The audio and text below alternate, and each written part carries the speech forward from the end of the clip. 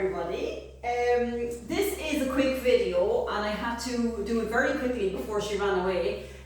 But if you don't know, well, this is Lily, but to me this is Mammy, this is the boss, right? And she has no idea why she's sitting here. She was coming over to help with accounts. Mammy does everything. Mammy runs all different ships, but she's thankfully helped us a lot here in Edufit. But I was thinking about something the other day and I said, right, I could just start talking about it, or I could have a chat in relation to Mam. I was thinking a lot about brain health, right? Brain health. Yeah.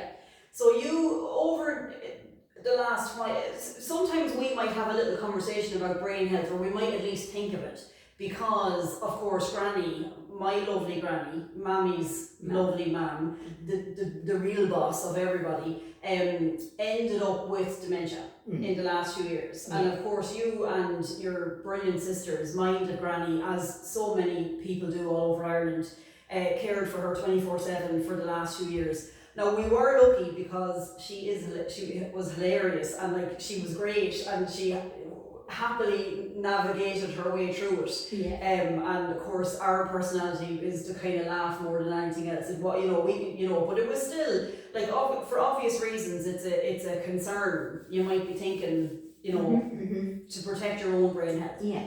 So to help, instead of me just talking about science, right? I'm going to use a practical example, right? So what did you do this morning? What two things did you do this morning? You told me when you came in. First thing you did was I went down to Derryams and I did a lap around the lake. Yep, so Derryams, if you're from Portarlington, you know, it's a beautiful area. Green, lots of trails, beautiful lakes, really, really good spots. So you did a lap of that first, and then what did you do after that? I had to come back to Diane's strength and conditioning class that we hold in the community centre. You did. And we do 3/4 of an hour of strength and balance and things like that. Yeah. So see, the way Mam's saying all the right words. Mam has been in Edufit a long time and she's just super. So I'm going to break this down for you, right? So you went for a walk, right? Yeah. Okay, so you're doing the practical application and I'm going to build on the science, right? Because you asked about brain health and how am I protecting my brain health and that type of stuff. So you went for a walk in Derryams. Right, the science is, right? The first thing is, walking, as you know, is aerobic exercise, right? So you're walking, your heart is beating a little bit faster, your blood pressure is raised, it's doing all really good things, right?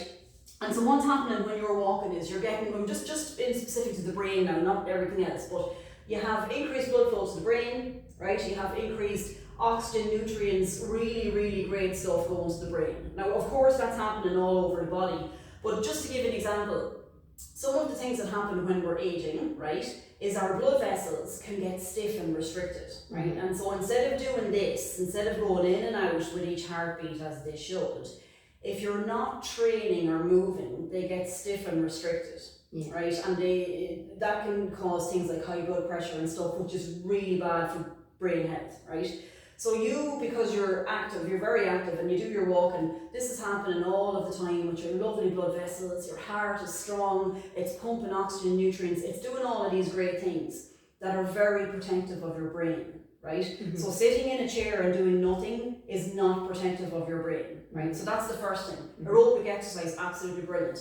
Now, the second thing that you're doing is you're putting yourself into an environment that we call green exercise. See, she knows, April's. You may have had a few workshops over the years. Sure, Mommy applies everything. Like honestly, she's like the A+ student that you'd love to have. So you're in the space for green and blue exercise, right? So you're in nature. And what we know from the science of that is that has a really calming effect on your brain, right? Would you agree? Oh, totally grounds me. Absolutely.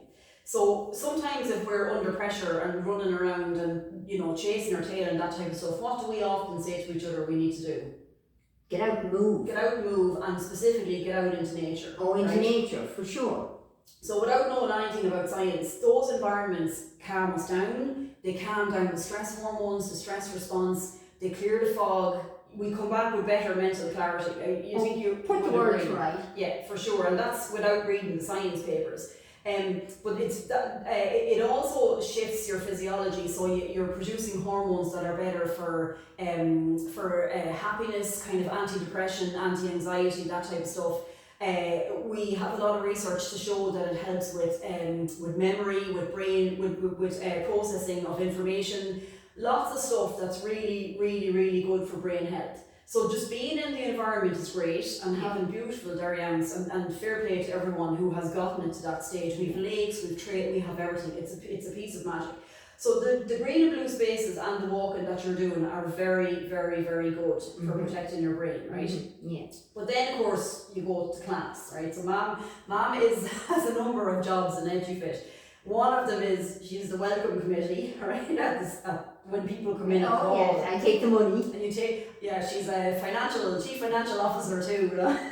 So when people come in to you at the desk, right? So mom is there and you're taking the payments for the class, right? And you're speaking, so you're dual tasking, right? Okay. So that dual tasking where you're doing two things at the same time is very good for your brain. It's very good for what we call neuroplasticity, which means to help your brain function in different ways and be able to be capable of learning new things, and it's really, really good. And with that you have social connection as well. So brilliant. Yeah. Right? I love it. It's fun, and the best person for the job is mommy, right? And even if you felt kind of crappy going into class, which is often the case for most of us, what would you say you feel like coming out of the class? Oh, delighted that you went, especially that everyone comes most Mondays and Thursdays, but on wet days I say very Tuesday coming out on a day like that. Yeah. You get to laugh, you get to listen to the music, you get to do all the things that Anne or Catherine or whatever show you. There's always a bit of crack, always. So that's the wonderful part. And if we go back to the science of the brain health, that social connection is really, really important. So what is not helpful is isolation and loneliness and not speaking to people and retracting and that is the case for so many people. So conversation, connection, all of that's really, really good for brain health. And of course you mentioned the strength training, and I heard you coming up the stairs there and you were saying, oh, she did a great strength class today. She did the resistant bands and I got the burn at the top of the stairs. No sympathy, we love the burn. So she did the resistance bands, and one of the reasons why after the warm-up we spend a lot of time doing strength work, right? Particularly if we're working with people who are over 40, but of course in our group we have people up to 90. Is because with age, like every year after the age of 40 you lose muscle, right? Now you won't really notice it yourself until probably mid-50s, like that's if you're not training, and things will start to feel harder, there'll be pain in joints, and your movements are going to be restricted, slower. Painful, slower, and all of these things. Now you don't have that. You want to see mom picking up my little one who is substantial weight and throwing her around the place and running around after the kids. And I won't say what age mom is, but it's impressive. She just had a big 70th birthday. 70. Now you should see her in action.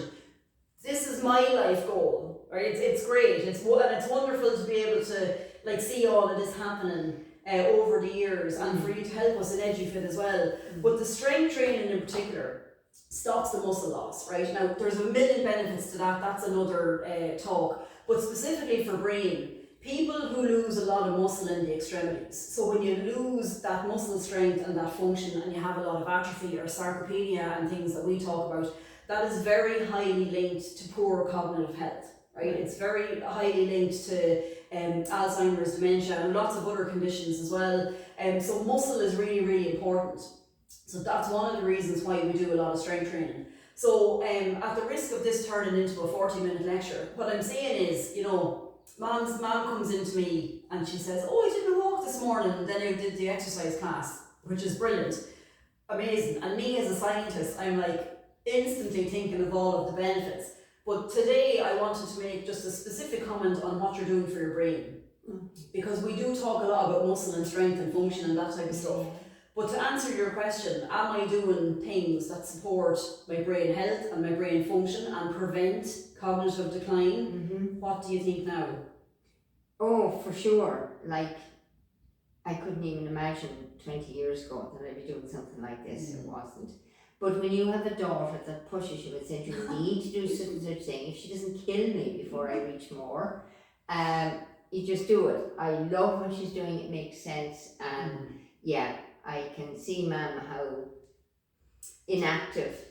being inactive didn't help the little pet. So I was determined, no, that's not going to happen to me if I can help it at all. So totally beneficial in so many ways. So there you go, you're ticking all the boxes, is what I'm saying. Yeah. So this is a little nod to how to protect your brain and your brain health. Don't listen to me, listen to Mammy. And so guys, just, you know, if you're concerned or worried, you're thinking about brain health, movement, strength work, aerobic like walking, green and blue exercise, connection, mind your stress levels, sleep as well. I meant to say that being active in those green and blue environments are very, very good for sleep, which is a massive problem for women post-menopause. So they're the kind of things that you really want to be thinking about. And just follow Mommy's example, basically. Thanks everybody.